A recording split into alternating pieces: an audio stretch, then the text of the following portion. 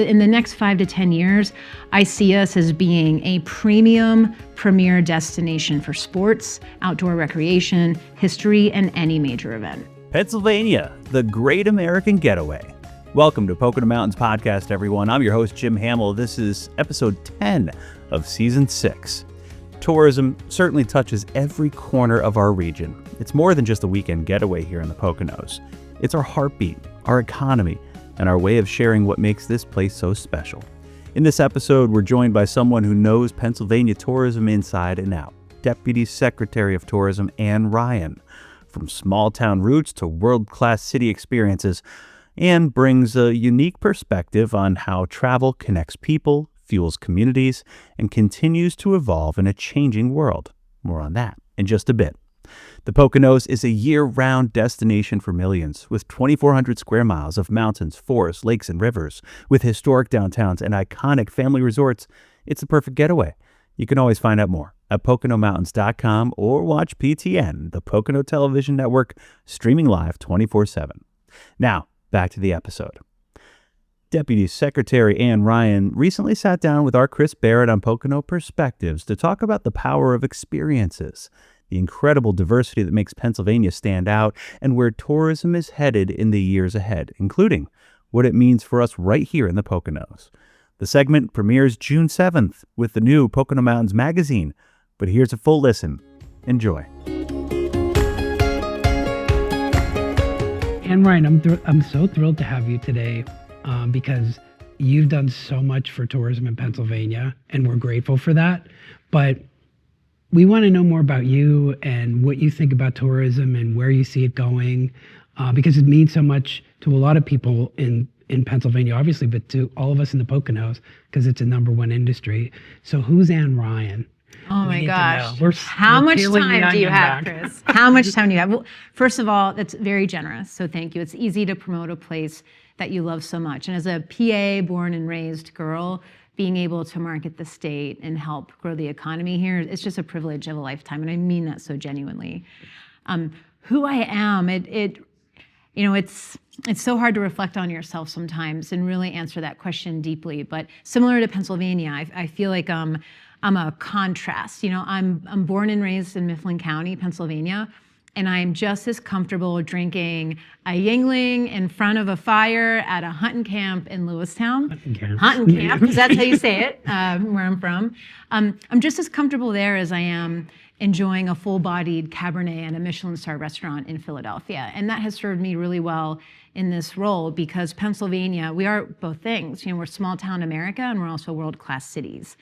And so this notion for me that who I am and what I live by is that two things can be true at once in every area of life. I really try to keep in mind that two things can always be true at once.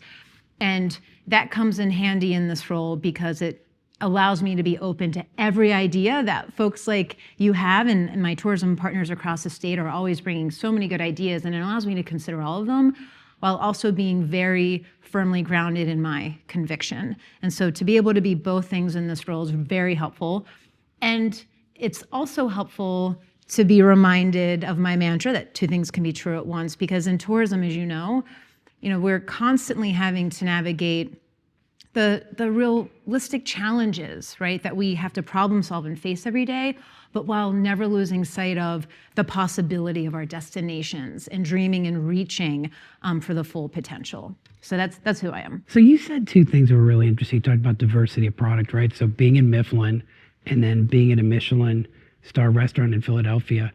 How important do you think that is to the success of tourism in Pennsylvania, its diversity of product and people? I think it's everything. It is our defining factor. What makes Pennsylvania a standout destination is that unexpected contrast. It's that in Pennsylvania, the past, the present, and the future all live in the same day. Nostalgia and innovation, they don't compete with each other here. They really complement each other here. And so what I mean by that, to turn that into a real visitor experience, is that in Pennsylvania, you can wake up in Lancaster County and Be like, let's go for a little road trip, and you can be sharing the road with an Amish horse and buggy, sort of gently passing by.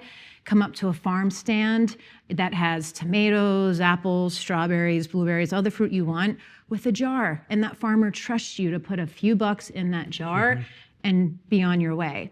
And on your way could be driving an hour and a half, only an hour and a half, into Philadelphia to potentially stay at a 5-star hotel as you're getting ready for that James Beard Award-winning restaurant, or now Michelin star restaurant, before enjoying a Broadway caliber production. And that is what makes Pennsylvania like truly the standout destination, because you don't have to choose one kind of getaway when you come here. It doesn't have to be just about the outdoors or just about an urban or city experience. You can have both. Both are accessible in the matter of 2 days. And you talked about, it's really interesting, you do so many different things as Deputy Secretary of Tourism. We talked about this a lot.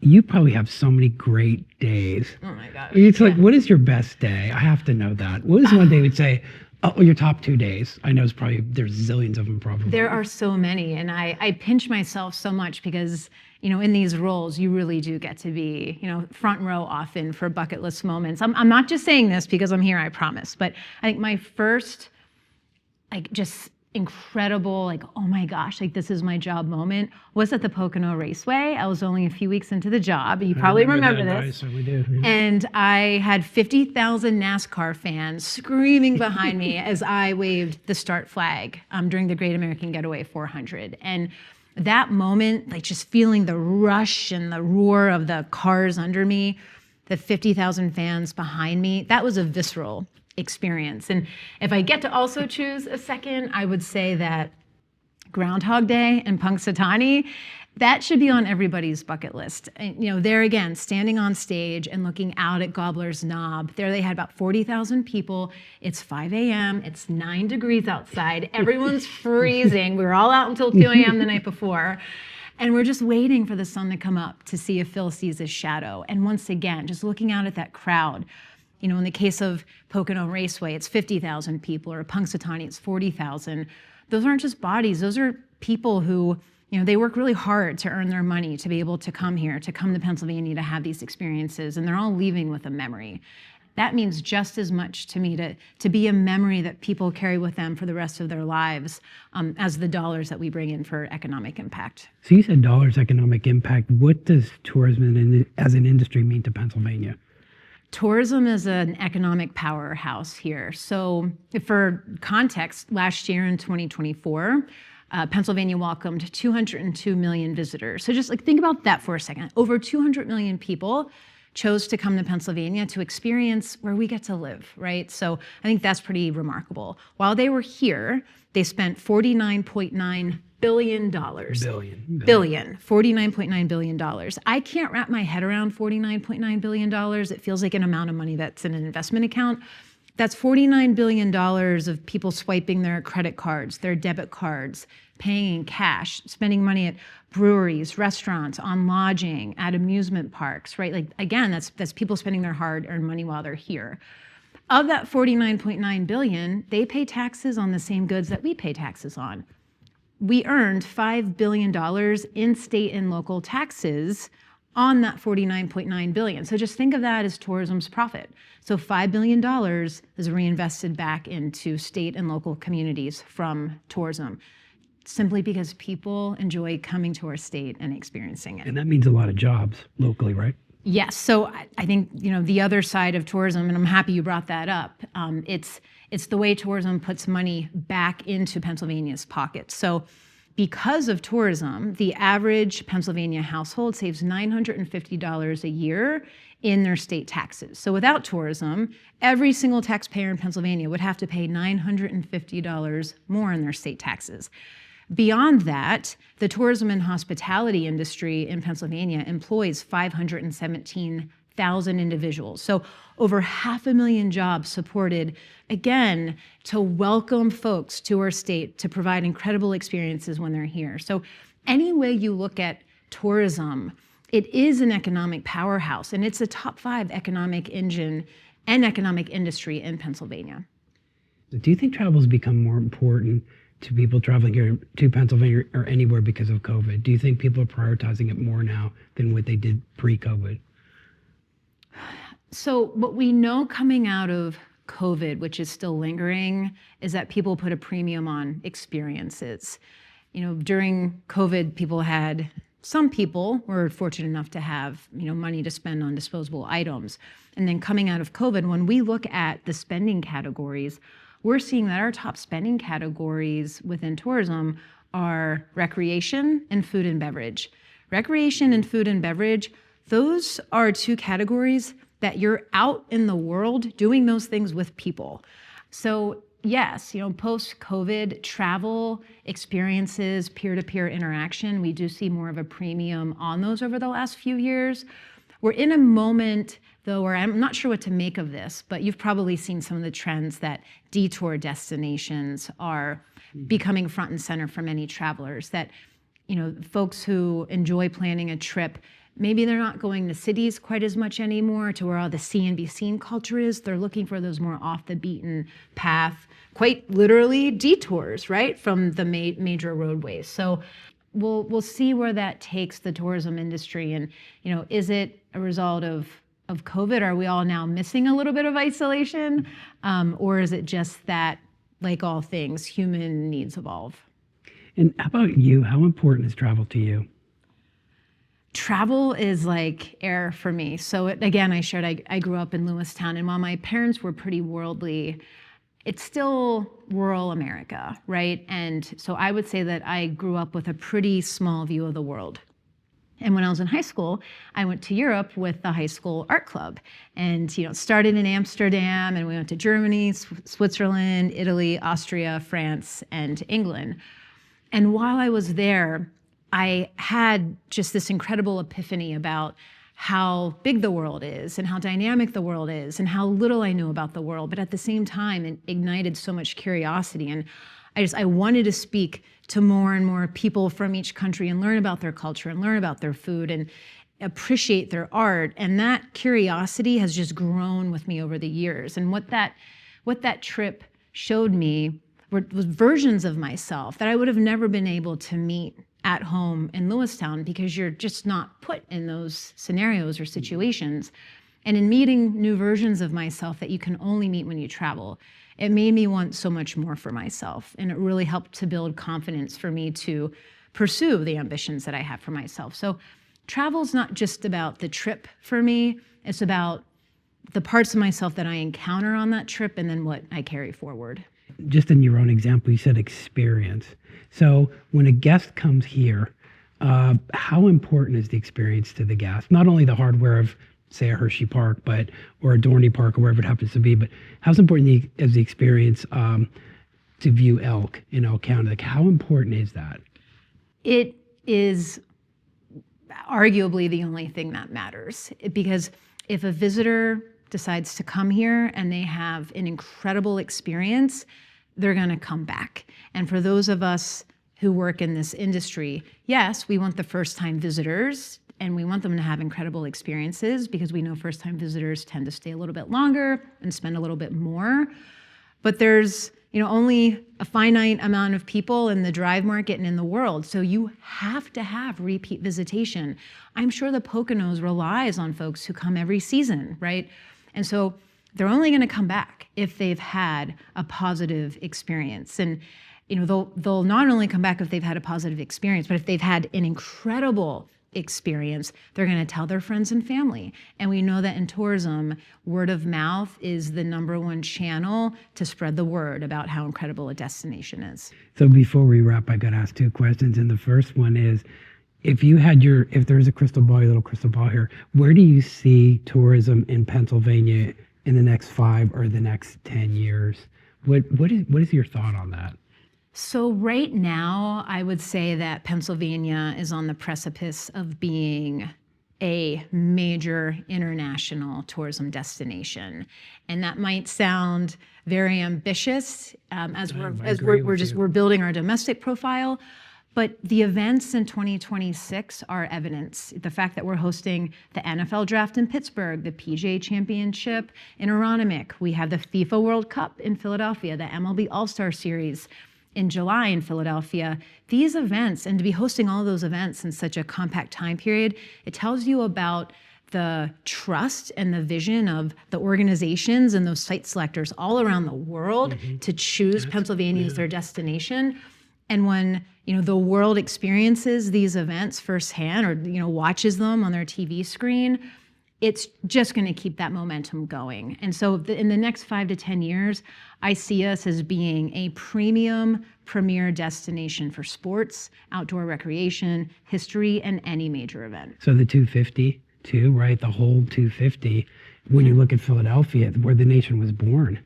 So that's huge. It's huge, and it is going to be a defining moment. All of us who are working in the tourism space, we've been talking about the 250th for years at this point.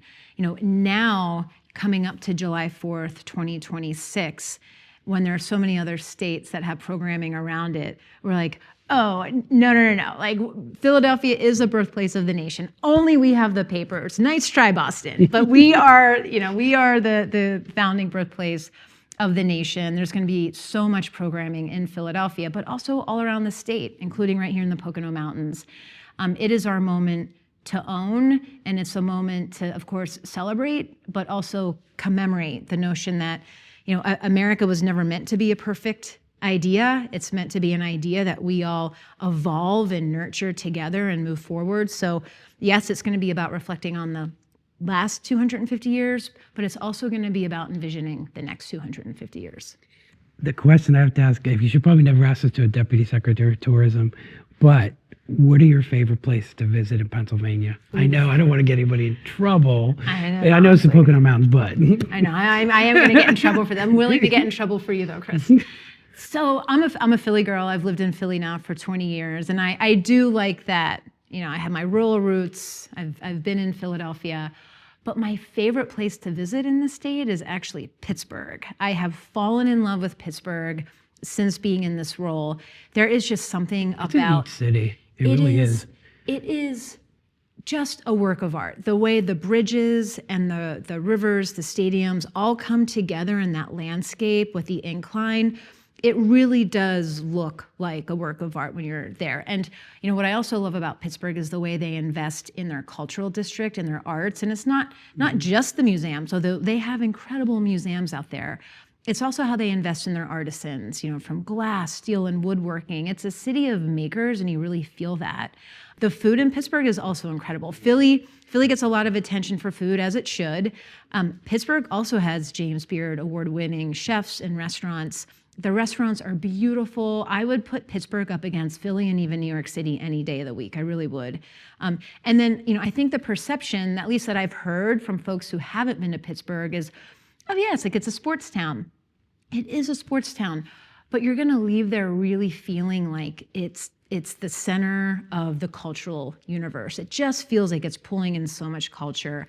I love it so much, and if anybody does decide to go to Pittsburgh, you have to stop at Frank Lloyd Wright's Falling Water on the way out or on the way back. Falling Water, it's an architectural masterpiece, and that too is it's bucket list worthy. And what's amazing is how Pittsburgh's roots were so industrial, and when all the steel plants moved and shut down and moved, it was like, oh, Pittsburgh's going to be it. And then the visionaries in the city just invented everything. They reinvented everything. And, I talked before a little bit about the contrast in Pennsylvania. Pittsburgh might be the best example because, they pay homage to Mr. Rogers all throughout that city, while you have one of the leading markets for AI and robotics, right? You talk about the ability for icons and innovation to live next to each other, and you encounter that at every turn when you're in Pittsburgh.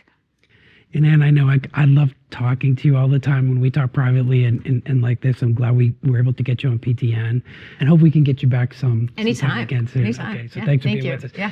This was Ann Ryan. She's Deputy Secretary of Tourism for Pennsylvania, and you are watching Pocono Perspectives. And without you, Pocono Perspectives does not happen, and neither does PTN. Thanks so much for watching. Thanks, Chris. Ann Ryan of Visit PA. You can learn more at visitpa.com. Thanks for listening to Pocono Mountains Podcast. We'll have a new episode each week, highlighting lots of the fun things you can experience while you're visiting the Poconos. Subscribe and leave a review and or comment on whatever platform you listen. Now you've got the Poconos in the palm of your hand. For places to stay and shop. And stories about the Pocono Mountains. Go to PoconoTelevision.com to download the app and get the information you need for your visit with us. We're back. Thanks for listening to Pocono Mountains Podcast. I'm Jim Hamill. Now for a Pocono Mountains Podcast Extra.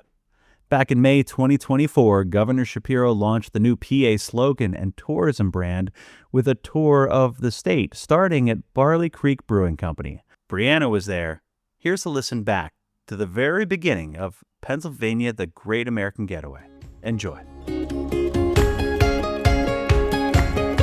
Get ready for the Great American Getaway. That's Pennsylvania's new slogan under Governor Josh Shapiro's tourism brand launch, and he's kicking it off by RV, traveling to 50 stops among 14 counties, including here in the Pocono Mountains. And today we caught up with him here at Barley Creek Brewing Company in Tannersville.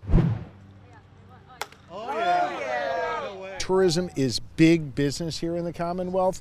$77 billion contributing to our economy. 500,000 of our fellow Pennsylvanians work in tourism, and we wanted to launch the brand campaign here in northeastern PA because y'all have it all. Amazing eateries like right here at Barley Creek. You've got skiing, you've got outdoors, you've got everything here. It's an exciting place to be, and so Lieutenant Governor and I wanted to launch here. I think this region really epitomizes what we're trying to do in terms of tourism, and an example of how much Pennsylvania truly has to offer and how centrally located we are to other states. So we hope this raises awareness, and we hope we encourage non-Pennsylvanians to come here and take advantage of all the great things we have. We wanted to lift up our breweries from all across Pennsylvania as important destinations for folks here in the Commonwealth and folks who are visiting. They're doing an amazing job here at Barley Creek. I mean, they are, first off, they're sustainable. They're creating delicious product right here in the Commonwealth of Pennsylvania. It's an amazing place, both indoor and out, to just hang out, to congregate. And it's a four seasons area, right? You're coming here winter, spring, summer, and fall. The Poconos has it all. To me, an avid outdoorsman, it's all about the outdoors. You have skiing, you have hiking, you have whitewater paddling. These are the things I like to do, and the Poconos is a terrific, really globally terrific destination for those activities. Pennsylvania is a 4-hour drive to about 75 million Americans. And we see that in the data, we see that in the facts and the evidence that we've got people coming from all across this country in just a short drive, and they get the chance to experience what's great about Pennsylvania. Our arts and culture, our restaurants, our sports, our outdoors, we got a million different things, and people want to come here. They want to have their getaway here. The birthplace of America, and this is the Great American Getaway. With the Pocono Television Network, I'm Brianna Strunk. PA, the Great American Getaway. You can learn more at PoconoMountains.com, especially as it relates to this part of that Great American Getaway.